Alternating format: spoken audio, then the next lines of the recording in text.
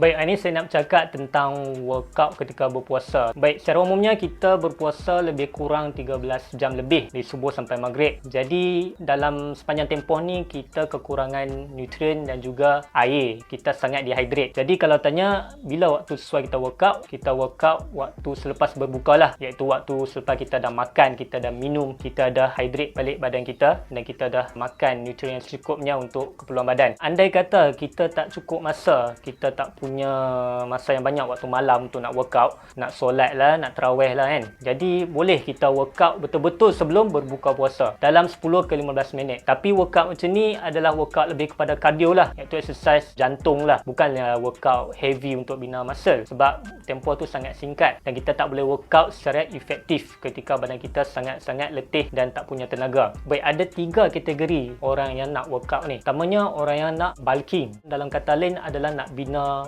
muscle mass yang tinggi ataupun nak bina otot yang besar-besar tu.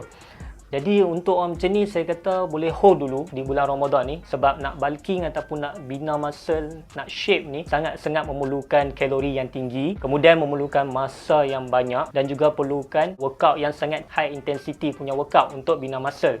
Sebab waktu malam kita dah solat isyak, kita dah solat tarawih, kemudian kita nak punya masa nak makan lagi sebab kita perlukan kalori yang tinggi ya, kena ingat. Kemudian nak pergi gym lagi. Tambahan pula sekarang ni gym tutup waktu PKP ni. Okey, untuk yang kategori kedua ialah orang yang nak buang lemak. Baik, bulan Ramadan adalah bulan yang sangat baik untuk buang lemak dan kurangkan berat badan. Untuk buang lemak ni, kalau kita tak workout pun sebenarnya kita dah buang lemak. Contohnya kita buat kerja-kerja rumah ataupun kita solat sunat tarawih. Pergerakan dalam solat tu sebenarnya pun dah membakar kalori sebenarnya. Jadi kalau tanya saya, mungkin boleh buat cardio tadilah. Kalau tak workout malam, buat betul-betul timing sebelum buka puasa tu, buat sedikit cardio. Dan kemudian kita kurang makan waktu bulan puasa ni. So memang pembakaran lemak tu sangat efektif lah bila kita tambah lagi dengan workout kan. Cumanya kebanyakan orang bila habis puasa ni, berat dia mencanak naik balik. Sebab apa? Sebab dia tak amalkan apa yang dia buat waktu bulan Ramadan ni. Tak puasa dah, kemudian tak banyak solat sunat dah kan.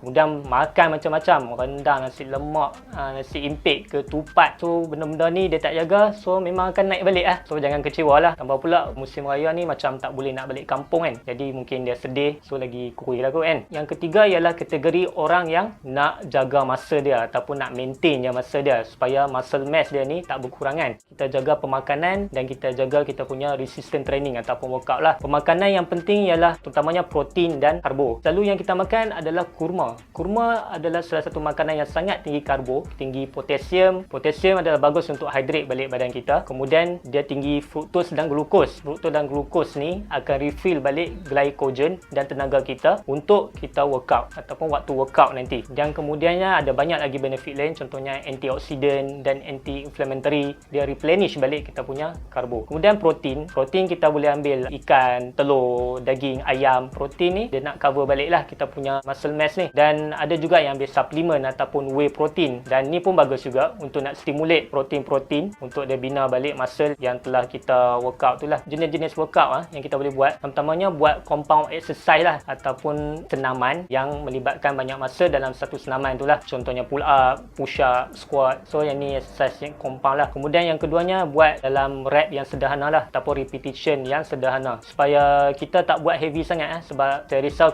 badan kita terlalu fatigue. So kita ambil masa nak recover. Kemudian kita pula kurang makan dan minum di waktu siang. Jadi badan kita sangat memerlukan nutrien, kita pula tak makan, so dia akan lambat recover dan badan kita sangat fatigue lah. So kita jadi letih. Kemudian yang ketiga, kalau kita mempunyai masa yang sangat singkat, kita boleh buat superset. Superset maksudnya kita pair 2 senaman dalam satu set tu. Contohnya kita buat 8 pull up, kemudian kita terus buat 8 push up. So kita terus buat sebelum kita rest. So dengan ini kita target 2 muscle dalam 2 senaman dalam satu set. Semoga kita kekal sihat sampailah habis Ramadan ni, insya-Allah.